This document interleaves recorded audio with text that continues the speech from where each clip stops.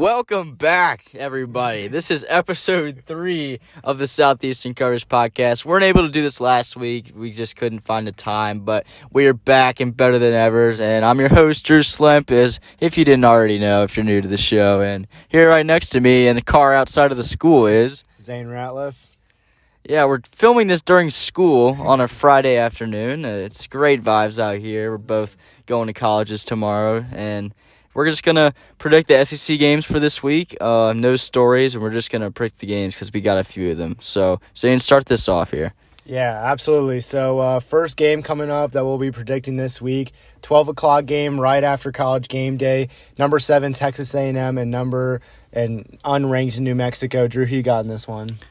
So, obviously, Texas A&M, they kind of underperformed last week in Boulder against Colorado. Haynes King is out for probably 6 to 8 weeks now. He had a pretty bad ankle injury. So Texas A&M is definitely in trouble for the weeks to come. Yeah, so even though they have some losses and they're not performing as well as they probably should, I think they're still going to handle New Mexico pretty well. Yeah, I agree. I mean, obviously, only winning a game 10-7 is definitely not ideal. And obviously with Haynes King being out for the next 5 to 7 weeks, things definitely are not looking good for Texas A&M, at least going into SEC play. But again, they have more athletes than New Mexico. So, I got Texas A&M in this one.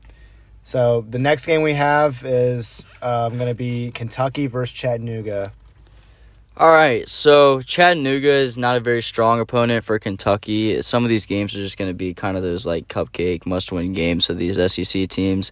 Kentucky looked pretty good against Missouri. Those two teams are probably going to be one of the better teams in the SEC East besides Florida and Georgia. But, I think Kentucky will have no problem taking care of Chattanooga. Yeah, I agree. Kentucky's looked really impressive so far this year. They beat Missouri last week. UL Monroe the week before that. Don't know much about Chattanooga, but yeah, I'm going to take Kentucky in this one as well. The next game is another 12 o'clock game. Is Missouri versus Southeast Missouri State. Drew, who you got in this one? This isn't a very hard one. Missouri has looked pretty impressive. They're a very good team. Even though they lost to Kentucky, they're still a very solid team. And Southeast Missouri State, don't know nothing about them, and I'm pretty sure they won't beat Missouri tomorrow. So I got the Tigers. Yeah, I got Missouri as well. Like you said, don't know much about Southeast Missouri State, but I got Missouri definitely in this one. Now the big game for you this weekend, Drew. Drew, you're actually going to be at this one. Another 12 o'clock game, Tennessee versus Tennessee Tech. Drew, who you got? Yeah, you just said I'm actually going to be at this game tomorrow. So Tennessee, we're coming off a rough loss against Pitt.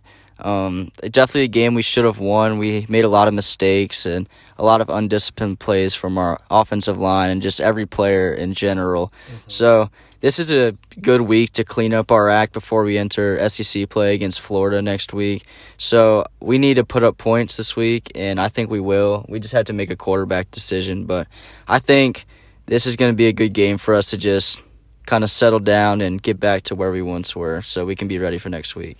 Yeah, I completely agree. Obviously, you know me, I was very critical of your guys' performance last week, which is usually how it goes. But, I think just the biggest thing for Tennessee is trying to find a quarterback right now. I don't think Joe Milton is the guy for the Vols this year. I agree. Obviously, if you guys have watched the game, he cannot throw a deep ball to save his life, and he can. He just can't hit receivers. Exactly. He can throw the ball, that's for sure, but just not with accuracy, I guess. But I think with Hendon Hooker coming in the game last week, I was actually really impressed with how he played. I think if Hendon Hooker started that game, Tennessee goes on to beat Pittsburgh.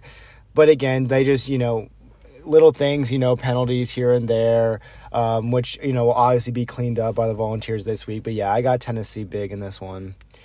So, the next game coming up is a 3:30 Eastern time game, and it is going to be the number 11 Florida Gators versus number 1 Alabama Crimson Tide. All right, this is kind of an interesting game because I've heard many things from different players and coaches. As like Steve Spurrier said earlier this year that Florida would upset Alabama this year, and he's out of his mind. I've heard other players from Florida say that they're going to put up a shot with Alabama this weekend, and I just don't agree. I think if Florida really wants a chance in this game, they have to start Anthony Richardson at quarterback. He's been looking like a stud ever since last week, and I think he's the answer for Florida if they really want to compete for an SEC title, like against Georgia, and go to the SEC title game. But I just think Alabama's too good. It's just unfair. They're just too good. So, yeah, Alabama's going to win by at least 2 touchdowns against Florida, in my opinion. Great call, Drew. Obviously, being the Alabama fan I am, I got to go Alabama, obviously. But there are some concerns, I do have right now. I don't think our team is as locked in as teams in previous years. Obviously, the talent's always there for us, but I was not happy with how we played. I know we played Mercer last week and we beat them and stuff, but I wasn't very happy with how we played as a team. Stupid penalties here and there, and and sportsmanlike conducts, dropping passes and stuff, and just missed assignments. But I'm hoping we can rebound this week, and Saban's kind of gotten under the players' skin a little bit. And I won't lie, I'm nervous about this game. I think Florida has a really, really good team this year. I think their quarterback situation is one of the best situations in the country. You can go throw both guys in there, and they can go and win you ball games. But again, I think if Florida wants a chance to win, they have to play Anthony Richardson a little bit more than Emory Jones. But yeah, I just think we're gonna step up our game this week, and we're gonna have a big win in the Swamp. So yeah, I got Alabama in this one. Yeah, I think Saban will definitely get the team ready. Yeah, I agree. So our next game is a 4:00 game. It's number 20 Arkansas versus Georgia Southern. All right, so Arkansas had a big, very impressive win against Texas last week, and they renewed the rivalry, and they just whooped Steve Sarkisian in Texas, and they showed that they could be a legit program in the SEC. They jumped up to number 20 in the rankings, and this game shouldn't be very hard for them, at least we think. So, yeah, I think Arkansas continues this little run they got going on, and they're going to beat Georgia Southern and then still be undefeated going into SEC play. Yeah, I completely agree with you. I think, Georgia Southern always presents challenges to opposing teams in the SEC, especially. They run a really good triple option offense that has, stumped teams in the past. But I think Arkansas will handle that really well. They're still going to be high on that win from last week. So, yeah, I got Arkansas by at least 2 touchdowns this upcoming week.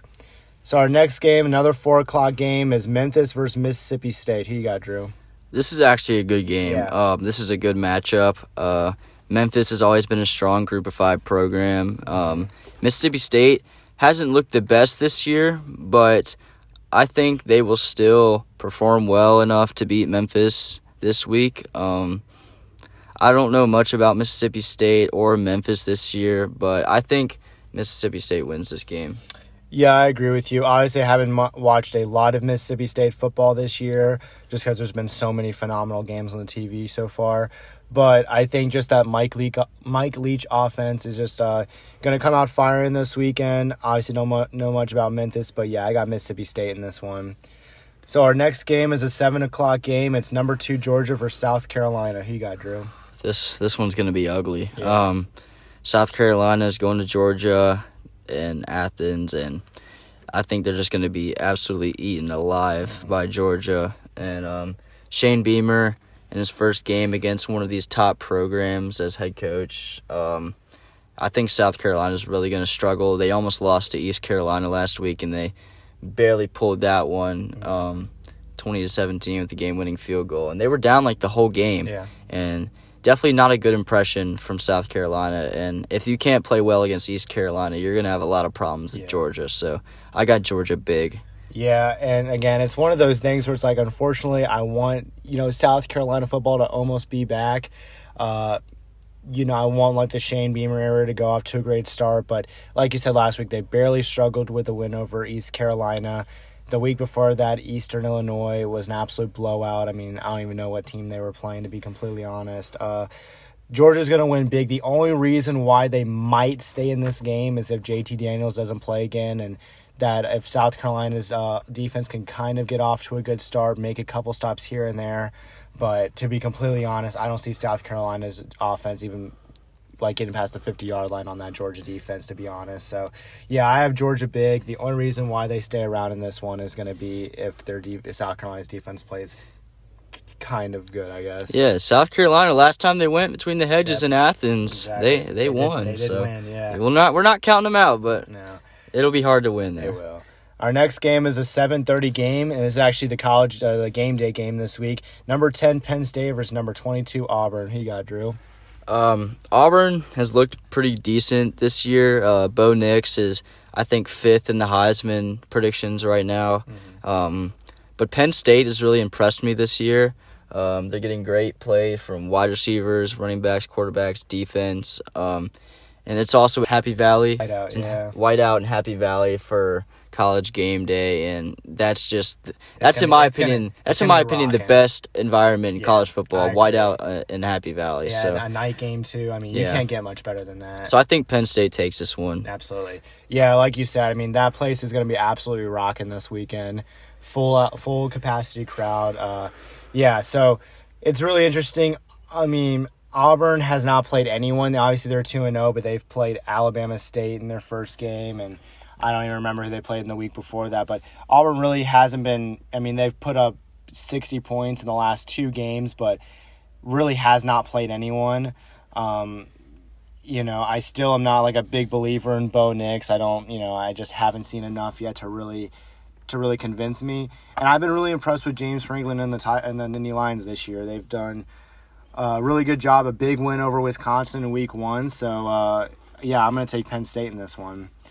So our next game, another 7:30 game, is going to be LSU versus Central Michigan. LSU is definitely disappointed this year. I'm pretty sure they started out ranked. They did, and they lost to UCLA. They just haven't been the team that everybody thought they were going to be this year. And even though they've disappointed this year, I still think they beat Central Michigan. Yeah, I completely agree. Don't have much to say about this one. LSU is going to win big time, obviously losing to UCLA in week 1. And then still not playing a great game against McNeese State last week. But, yeah, I got LSU in this one as well.